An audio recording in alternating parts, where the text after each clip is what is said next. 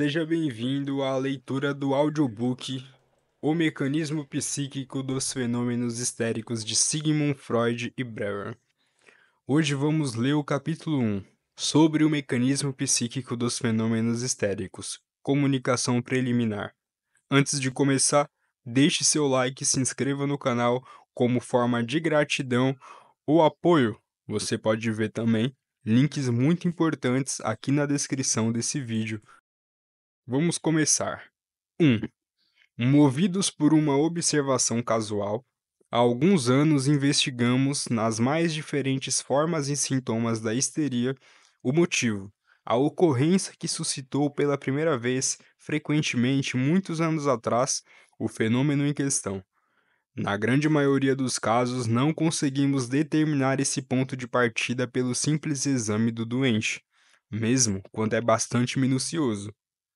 Em parte porque muitas vezes se trata de vivências cuja discussão é desagradável para os doentes, mas, sobretudo, porque eles realmente não se lembram e muitas vezes não fazem ideia da conexão causal entre o evento desencadeador e o fenômeno patológico. Geralmente é necessário hipnotizar os doentes e despertar, durante a hipnose, as lembranças do tempo em que o sintoma apareceu pela primeira vez. Então conseguimos expor de modo mais nítido e convincente aquela conexão. Esse método de investigação nos propiciou, em grande número de casos, resultados que parecem valiosos tanto no aspecto teórico quanto no prático. No aspecto teórico, porque nos provaram que o fator acidental é determinante para a patologia da histeria num grau que vai muito além daquele conhecido e reconhecido. É evidente que na histeria traumática, foi o acidente que provocou a síndrome, e a relação causal é igualmente visível nos ataques histéricos. Quando as manifestações dos doentes permitem depreender que em cada acesso eles tornam a alucinar o mesmo evento que provocou o primeiro ataque. Já nos outros fenômenos, é mais obscura a situação. Nossas experiências nos mostraram, no entanto, que os mais diferentes sintomas, tido como produtos espontâneos, por assim dizer, idiopáticos da histeria, acham-se tão forçosamente ligados ao trauma ocasionador quanto os fenômenos acima mencionados, transparentes nesse ponto. Podemos fazer remontar a esses fatores ocasionadores nevralgias e anestesias dos mais diversos gêneros e que frequentemente duraram anos, contraturas e paralisias, ataques histéricos e convulsões epileptoides, que todos os observadores haviam tomado por verdadeiras epilepsias, petit mal, e afecções da natureza de tiques, vômitos contínuos e anorexia que chegava à recusa de alimento, os mais variados distúrbios da visão, alucinações visuais sempre recorrentes e etc. A discrepância entre o sintoma histérico persistente por anos e o motivo único é a mesma que estamos habituados a ver regularmente na neurose traumática. Com muita frequência, são acontecimentos da infância que produziram um fenômeno patológico de maior ou menor gravidade, por todos os anos subsequentes. Muitas vezes a conexão é tão clara que fica evidente a razão pela qual o incidente motivador gerou esse fenômeno e não outro. Esse foi de maneira totalmente clara determinado pelo motivo precipitador. Tomemos o exemplo bastante banal de um afeto doloroso que surge durante a refeição, mas é reprimido, então provoca náusea e vômito, e persiste durante vários meses como vômito histérico.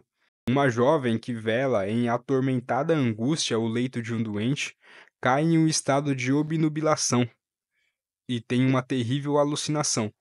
Enquanto seu braço direito, pendente sobre o encosto da poltrona, fica dormente, daí se desenvolve uma paralisia desse braço, com uma contratura e anestesia.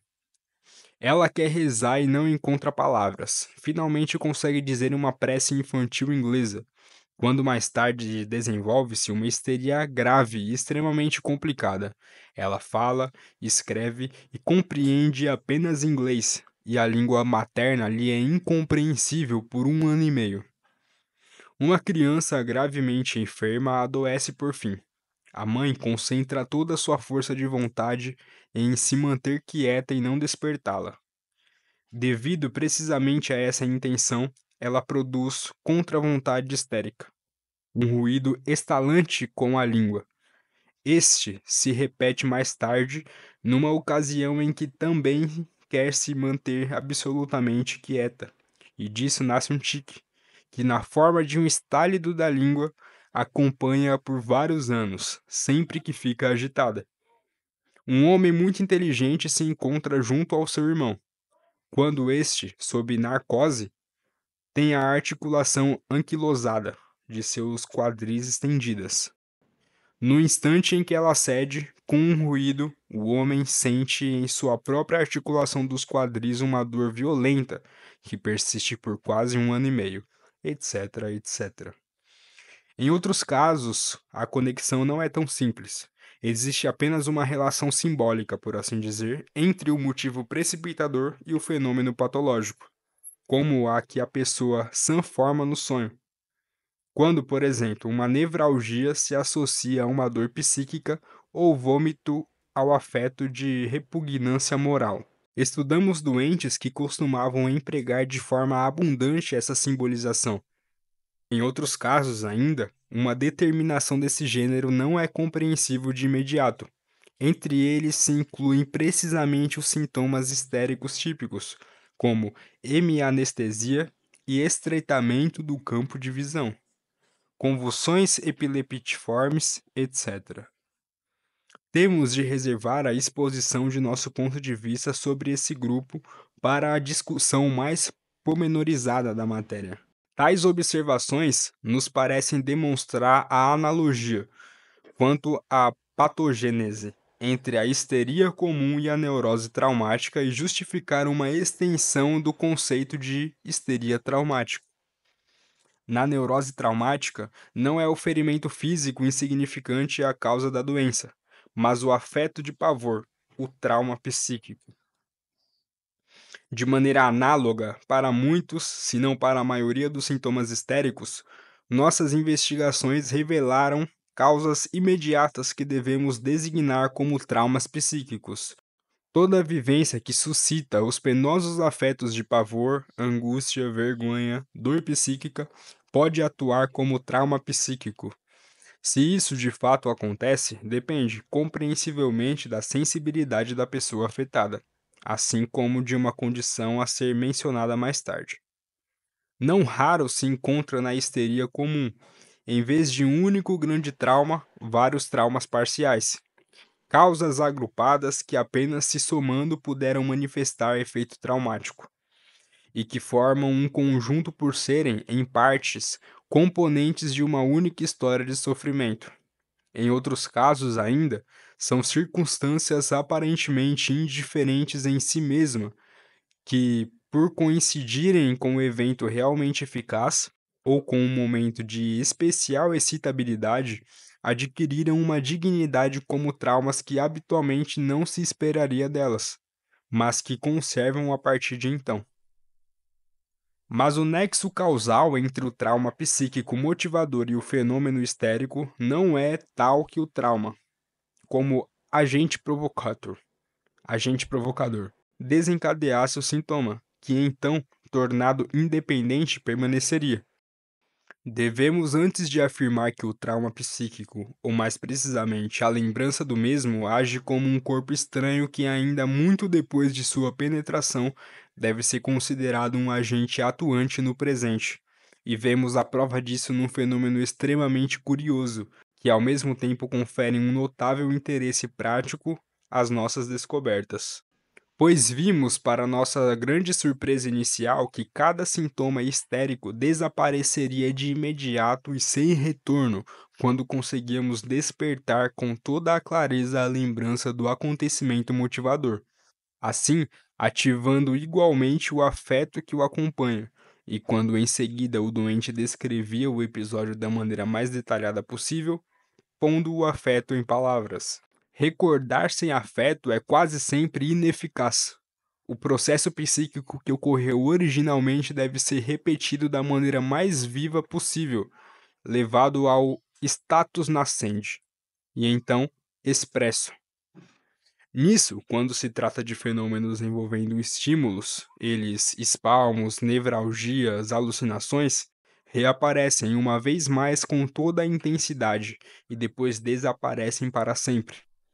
Falhas funcionais como paralisias e anestesias desaparecem do mesmo modo, naturalmente, sem que a sua intensificação momentânea seja nítida. Pode aparecer a suspeita de que se trata de uma sugestão não intencional. O doente esperaria livrar-se de seu sofrimento pelo procedimento e essa expectativa, não o expressar mesmo, seria o fator atuante. Contudo, não é assim. A primeira observação dessa espécie em que um caso extremamente complexo de histeria foi analisado dessa maneira e os sintomas causados separadamente também foram separadamente removidos, provém do ano de 1881, ou seja, de um tempo pré-sugestivo. Foi possibilitada por auto-hipnose espontânea da doente e suscitou no observador a máxima surpresa.